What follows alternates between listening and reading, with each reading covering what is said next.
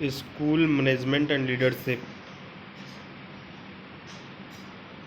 Discount. चलिए देखते हैं लेक्चर 1।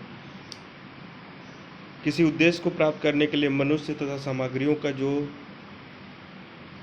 संख्या उपयोग किया जाता है उसे प्रशासन कहते हैं। नेग्रो का administration equal to ad plus minister, यानी कार्यों का निष्पादन और प्रबंधन करना। कथन किसका है? ब्रिटेनिका एनसाइक्लोपीडिया का। प्रशासन का अभिप्राय अंग्रेजी भाषा का शब्द एडमिनिस्ट्रेटिव लैटिन भाषा में मिनिस्टर से निकला है। किसका अर्थ होता है? सेवा कार्य। मिनिस्टर से निकला है जिसका अर्थ है सेवा कार्य। प्रशासन शब्द में ग्रहण किया जाता है प्रबंधन, निर्देशन को, सेवा करने के विचार को। प्रशासन का मुख्य उद्देश्य व्यक्ति, समाज, देश के लिए ऐसा वातावरण तैयार करना जिससे उसका अधिक से अधिक विकास हो सके।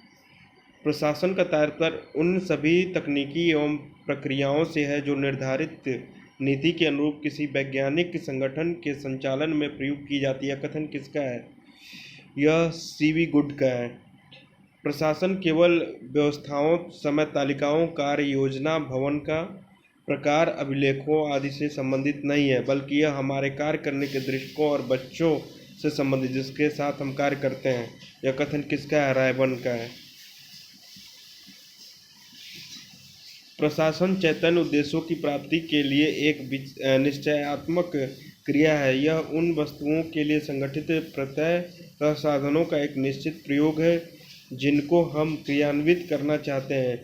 मार्क्स का है। शैक्षिक प्रशासन एक ऐसी प्रक्रिया है जिसके द्वारा संबंधित व्यक्तियों के प्रत्यय का समन्वय तथा उचित सामग्री का उपयोग इस प्रकार किया जाता है कि मानवीय गुणों का समुचित विकास हो सके। इसमें बालक और नियुक्तों के साथ साथ प्रौढ़ों तथा कार्यकर्ताओं के विकास को भी महत्व दिया जाता है। कथन किसका है? शिक्षा अनुसंधान के विश्लेषण का। शैक्षिक प्रशासन उद्देश्यों के साथ साथ मानवीय संबंधों की व्यवस्था से संबंधित है, अर्थात व्यक्तियों से मिलजुल कर अच्छा कार्य करने से संबंधित है। वास्तव में इसका संबंध मानवीय जीवों से अपेक्षाकृत अधिक है तथा अमानवीय वस्तुओं से कम। यह कथन है एन मुखर्जी का, डॉक्टर एन मुखर्जी का। शैक्षिक प्रशासन एक ऐसी प्रक्रिया है जिसके द्वारा संबंधित व्यक्तियों के प्रयास का एकीकरण तथा उचित सामग्री का उपयोग इस प्रकार किया जाता है जिससे कि मानवीय गुणों का समुचित विकास हो सके। यह कथन है एनसाइक्लोपीडिया ऑफ एजुकेशन रिसर्च का। शैक्षिक प्रशासन एक ऐसी सेवा करने वाली गतिविधि है जिसके माध्यम से प्रक्रिया के लक्ष्य प्रभावकारी ढंग से प्राप्त किए जाएं। फॉक्स रफनर का ये कथन है। शैक्षिक प्रशासन में अनेक को एक सूत्र में बांधने की क्षमता होती है। शैक्षिक प्रशासन प्राय परस्पर विरोधियों तथा सामाजिक शक्तियों को एक ही संगठन में इतनी चतुराई से जोड़ता है कि वे सब मिलकर इस इकाई के समान कार्य करते हैं। ब्रूक एडम्स का। शैक्षिक प्रशासन का उद्देश्य योग्य छात्रों को योग्य अध्यापकों से उचित शिक्षा ग्रहण करने के लिए इस प्रकार सक्षम बनाना है जिससे वे सीमित संसाधनों के अंतर्गत प्रशिक्षित होकर अधिक से अधिक लाभान्वित हो सके। कथन है ग्राह वेबसूर का। शिक्षा के क्षेत्र में प्रशासन से अभिप्राय सरकार सबसे ही है जिसका निकटता संबंध विशेष संदर्भ में इन शब्दों से होता है जैसे अधीक्षण, पर्यवेक्षण, योजना, त्रुटि, निर्देशन, संगठन, नियंत्रण, समायोजन तथा निगम है। यह कथन है जेबी सीयर्स का। शैक्षिक प्रशासन का अर्थ है छात्रों के विकास को निर्धारित उद्देश्यों की ओर मोड़ना, अध्यापकों के साधन के रूप में प्रयुक्त करना तथा संबंधित जन समुदाय को उद्देश्यों तथा उनकी प्राप्ति के साधनों की ओर प्रेरित करना। कथन है मोर्ट तथा राष्ट्र का। एजुकेशन एडमिनिस्ट्रेशन कृति है ग्राहम बेलकोर की। शैक्षिक प्रशासन सामान्य प्रशासन का एक अंग है। विद्यालयों के माध्यम से मानव मूल्यों आदर्शों को प्राप्त करता है, भावी नागरिकों को भी प्रभावित करता है। उपयुक्त सभी। प्रशासन शिक्षण तथा सीखने की प्रक्रिया से संबंधित, इसमें लक्ष्यों तथा नीतियों के विकास को प्रोत्साहित करने वाली सुविधाएं निहित हैं तथा भौतिक तथा मानवीय तत्व कर्मचारी वर्ग की व्यवस्था करता है। यह कथन है कैंपबेल तथा अन्य का। कला सौंदर्यानुभूति में सहभागिता तथा प्रवीणता की ओर लक्षित मानवीय क्रिया है। यह कथन है शिक्षा शब्दकोश का। वह क्रिया जिसमें लक्ष्य प्राप्ति के लिए रचनात्मक कार्य, योग्यता तथा निर्णय सम्मिलित है। कला कला से मानवीय कौशल का बोध होता है, जिसमें यद्यपि ज्ञान अपेक्षित रहता है, परंतु सिद्धांत की अपेक्षा अभ्यास पर अधिक बल दिया जाता है। यह कथन है लेडन का। प्रशासनिक तकनीकों में आवश्यक प्रशिक्षण के बाद जन्मजात गुणों वाले प्रशासक और अधिक सफल शासन कर सकते हैं। कथन है स्टोगडिल तथा मायर्स का। विज्ञान घटना विशेष के कारण और प्रभाव के मध्य संबंध विषयक ज्ञान का क्रमबद्ध समूह है। गुच का। विज्ञान में विषय वस्तु का है विधिवत अवगमन किया जाता है, विश्लेषण किया जाता है, निष्कर्ष निकालने जाते हैं। शैक्षिक प्रशासन की प्रवृत्ति विज्ञान की कला की दोनों की है। शैक्षिक प्रशासन की प्रवृत्ति है अत्यंत गहरी, व्यापक दोनों। शैक्षिक प्रशासन किन साधनों का सदुपयोग करने में सहायक है, मानवीय और भौतिकी साधन दोनों। शैक्षिक प्रशासन वास्तव में बालक केंद्रित होता है। शैक्षिक प्रशासन मनोवैज्ञानिक, दार्शनिक, सामाजिक एवं राजनीतिक परिस्थितियों में प्रभावित होता है। शैक्षिक प्रशासन के संबंध में सत्य है। शैक्षिक प्रशासन एक मानवीय प्रक्रिया है। शैक्षिक प्रशासन की प्रवृत्ति सदैव गत्यात्मक होती है। शैक्षिक प्रशासन में मानव विचारों और आदर्शों का आदर किया जाता है। शैक्षिक प्रशासन में आदर किया जाता है मानव स्वभाव का, आदर्शों का, विचारों का। शैक्षिक प्रशासन का विकास आधारित होता है प्रयोग पर, शोध कार्यों पर, दोनों पर। शैक्षिक प्रशासन पर प्रभाव है सामाजिक परिवर्तन का, सामाजिक गतिशीलता का, दोनों का। शैक्षिक प्रशासन की प्रवृत्ति सदैव होती है गत्यात्मक होती है। शैक्षिक प्रशासन की श्रेष्ठता पर किसकी प्रगति आश्रित होती है? शिक्षा की, व्यक्ति विशेष की, राष्ट्र की। शैक्षिक प्रशासन लचीला और नमकीय दोनों होता है। शैक्षिक प्रशासन नहीं होता है निष्ठुर, कठोर, विनाशकारी। उपयुक्त सभी। शैक्षिक प्रशासन बढ़ावा देता है सहानुभूति को, सहयोग को, सद्भाव को। उपयुक्त सभी को। शैक्षिक प्रशासन किस प्रकार की प्रवृत्ति को अपनाता है? केंद्रीकरण की, अभिकेंद्रीकरण की, दोनों की। शैक्षिक प्रशासन का उद्देश्य है उचित अनुचित कार्यों के प्रति सकारात्मक दृष्टिकोण रखना, शिक्षा को सुयोजित रूप प्रदान करना, बच्चों को सर्वांगीण विकास के लिए सही मार्गदर्शन करना। उपयुक्त सभी। शैक्षिक प्रशासन का उद्देश्य नहीं है, इनमें से कोई नहीं। मूलतः शैक्षिक प्रशासन का उद्देश्य यह है कि अध्यापक तथा छात्रों को ऐसी परिस्थितियों में एक साथ लाया जाए जिसमें कि शिक्षा के उद्देश्य अधिक सफलतापूर्वक प्राप्त हो सके। यह कथन है कैंडल का। शिक्षा का कार्य निश्चित संगठन अथवा सुनिश्चित योजना, विधियों, व्यक्तियों तथा आर्थिक साधनों के माध्यम से चलना चाहिए। आर्थर वी मोहिल्यन का। प्रत्येक प्रशासनिक निर्णय तथा प्रत्येक कार्य शैक्षिक आवश्यकताओं के अनुरूप लेना अत्यंत आवश्यक है। जैसी वियर्स का। शैक्षिक प्रशासन के उद्देश्यों में शामिल है प्रजातांत्रिक दृष्टिकोण विकास करना, छात्रों की रुचियों एवं अभिवृद्धियों में परिवर्तन लाना, विद्यालय प्रशासन में समन्वय स्थापित करना। उपयुक्त सभी। शिक्षा प्रशासन की विशेषताओं में शामिल है व्यवहारिकता, गतिशीलता, मानवीय प्रक्रिया। शिक्षा प्रशासन की विशेषताओं में शामिल नहीं है, इनमें से कोई नहीं। शैक्षिक प्रशासन में किन तत्वों को शामिल किया जाता है? मानवीय तत्व, भौतिक तत्व, दोनों। मानवीय तत्वों में किनकी गतिविधियों को शामिल किया जाता है? शिक्षक की, अभिभावक की और शिक्षार्थी की, सभी की। भौतिक तत्वों में शामिल किया जाता है विद्यालय भवन को, उपकरणों को, फर्नीचर को, सभी को। शैक्षिक प्रशासन की सामग्री है योजनाएं, प्रतिवेदन, नियंत्रण, सभी। आरडवे रीड ने सामान्य प्रशासन को कितने भागों में विभक्त किया है? 5। आरडवे रीड ने सामान्य प्रशासन का क्षेत्र बताया उत्पादन, समन्वय, वित्त एवं लेखांकन। उपयुक्त सभी।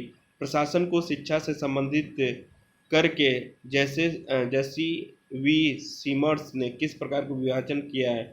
शैक्षिक तत्वों की स्थापना, शिक्षा कर्मियों का विकास करने हेतु प्रशिक्षण की व्यवस्था, उद्देश्यों एवं प्रक्रियाओं की प्रवृत्ति तय करना। उपरोक्त सभी। शैक्षिक प्रशासन का भाग है बाल केंद्रित व्यवस्था, कानूनी नियम एवं व्यवस्था, कर्मचारी वर्ग। उपरोक्त सभी। शैक्षिक प्रशासन का भाग नहीं है भौतिक शारीरिक सुविधाएं, पाठ्यक्रम, व्यापक जनसंपर्क उपयुक्त सभी। शैक्षिक प्रशासन के क्षेत्र में शामिल है समन्वय स्थापित करना, वित्तीय नियोजन, उद्देश्य और मूल्यों का निर्धारण करना उपयुक्त सभी।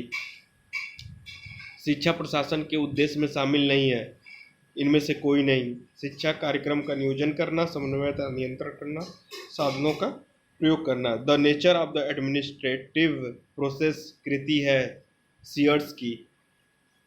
शिक्षा प्रशासन की प्रक्रिया को सीयर्स महोदय ने कितने भागों में विभाजित किया है? 5। America association of school administration द्वारा प्रकाशित ईयरबुक में कुछ फेरबदल कर कितने कार्यों को प्रशासनिक प्रक्रिया में आवश्यक माना है? 5। एस.पी. सुखिया ने शिक्षा प्रशासन की प्रक्रिया कितने कार्यों को शामिल किया है? 9। शैक्षिक प्रशासन की प्रक्रिया में शामिल कार्य नियोजन करना, निर्णय करना, संगठन करना। शैक्षिक प्रशासन की प्रक्रिया में शामिल कार्य नहीं है संप्रेषण, निर्देशित करना, समन्वय स्थापित करना, इनमें से कोई नहीं। शैक्षिक प्रशासन की आवश्यकता है शिक्षा के निर्धारित उद्देश्यों की प्राप्ति हेतु शिक्षा में व्याप्त अव्यय और उद्भव को दूर करने हेतु मानवीय और भौतिक संसाधनों में समन्वय स्थापित करने हेतु। शैक्षिक प्रशासन की आवश्यकता का कारण नहीं है लोकतांत्रिक व्यवस्था को सुदृढ़ बनाने हेतु, शैक्षिक नीतियों और नियोजन का निर्धारण करने हेतु, पाठ्यक्रम का निर्धारण करने हेतु, इनमें से कोई नहीं। शैक्षिक प्रशासन में महत्व का कारण है बालक का सर्वांगीण विकास करने हेतु, वातावरण को मनोवैज्ञानिक बनाने हेतु, आदर्श नागरिकता के गुणों का विकास करने हेतु उपरोक्त सभी। शैक्षिक प्रशासन के महत्व का कारण नहीं है परिवर्तित परिस्थितियों में समायोजन करने हेतु, शिक्षा को व्यक्ति, समाज और राष्ट्र के हित के संचालन हेतु, शिक्षा के निर्धारित उद्देश्यों की प्राप्ति हेतु, इनमें से कोई नहीं।